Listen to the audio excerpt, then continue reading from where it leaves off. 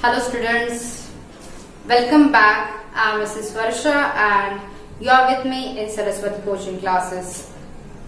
Today we came to the last topic of our first chapter of mathematics, that is integer, and the topic is the properties of division of integers. Up to this time we have discussed about the properties of integers for additions and subtractions, the properties of integers for multiplication. We have solved the particular exercise also based on that properties, and the last one now, the properties of division for integers. Let's start with the properties. So the first property is closure property.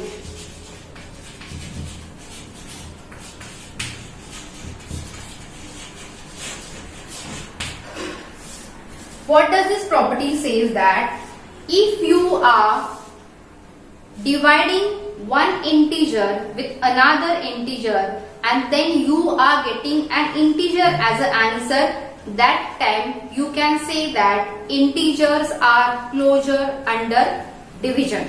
Okay, let's check it out. First example we will take. For example, 9 divided by -3. आप इसको ऐसे भी लिख सकते हो, 9 divided by -3. 3 1s are 3, 3 3s are 9. Your answer is -3. -3 is an integer. -3 क्या है? Integer है. दूसरा एग्जांपल लेते हैं, जैसे 4 divided by 8. Okay, -4 divided by 8. आप ऐसे भी लिख सकते हो, बट मुझे ये ऐसा सिंप्लीफिकेशन के लिए इजी लगता है, so I am writing in this way. You can write like this also and this also. 4 1s are 4, 4 2s are 8. What I have got? 1/2. Is this an integer? No, this is not an integer. So we can say that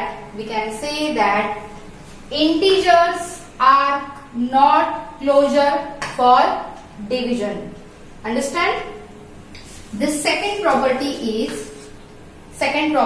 is that property of zero. Means what? When you are dividing any integer by zero, it is meaningless.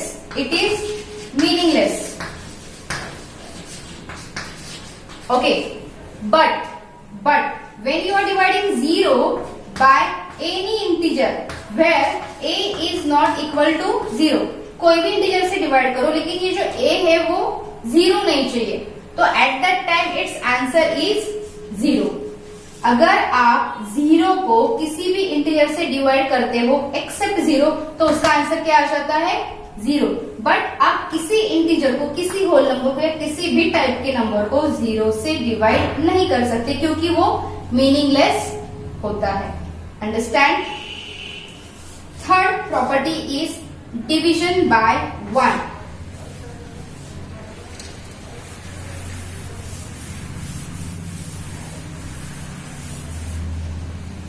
You need not to write this. आपकी book में ये दिया हुआ है, आप वहां से अच्छे से पढ़ के सिस्टमेटिक वे में लिख सकते हो.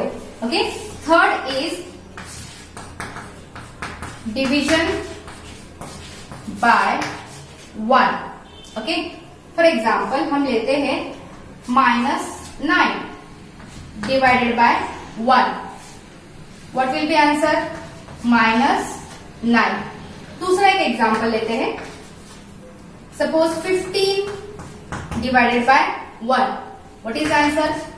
15 only. Means same as that of integer. So इन दोनों से हम क्या कंक्लूड कर सकते हैं कि किसी भी इंटीजर को आप 1 से डिवाइड कर रहे हो तो आपको आंसर मिलता है वही integer. Understand? When you are dividing any integer by 1, you are getting same answer, same integer as a answer. But उसका उल्टा मतलब if you are dividing by -1, when you are dividing by -1 तो necessary नहीं है कि आपको जिस integer को डिवाइड करना है वही इंटीजर आंसर मिले। Just check it out. Suppose यही एग्जांपल लेते हैं, -9 divided by -1, -1।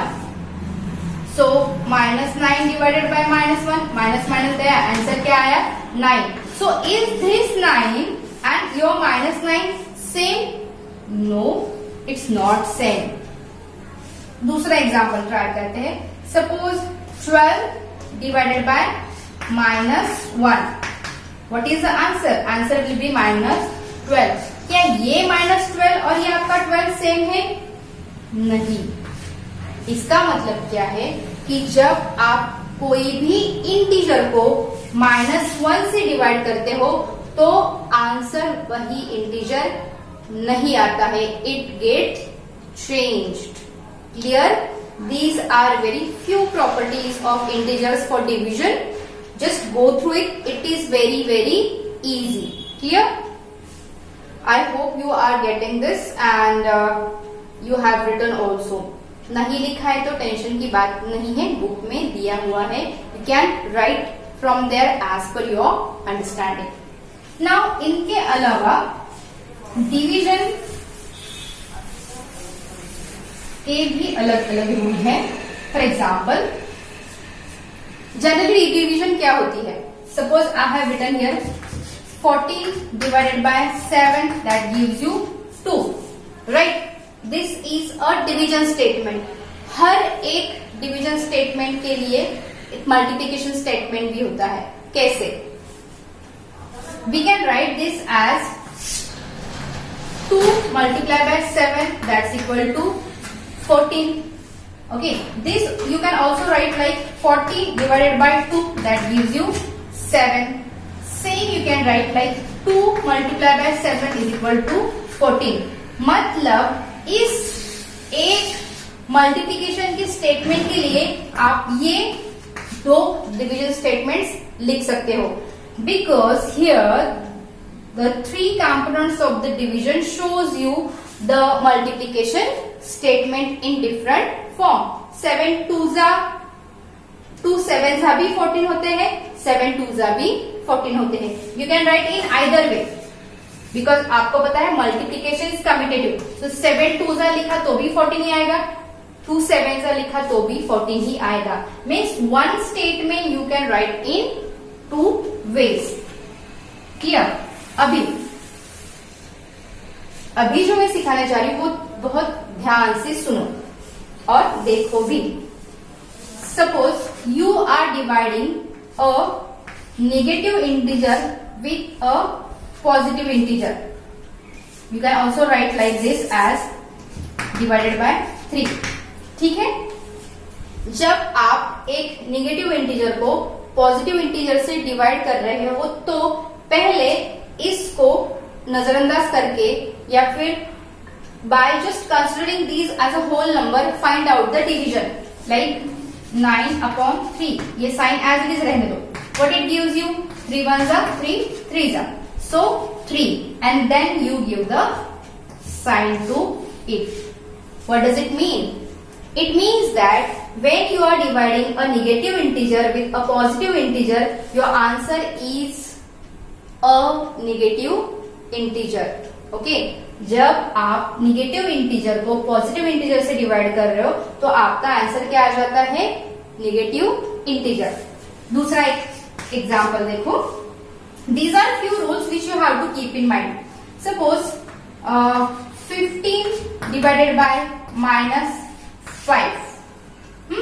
Then by keeping this sign away, just take all those number as a whole number.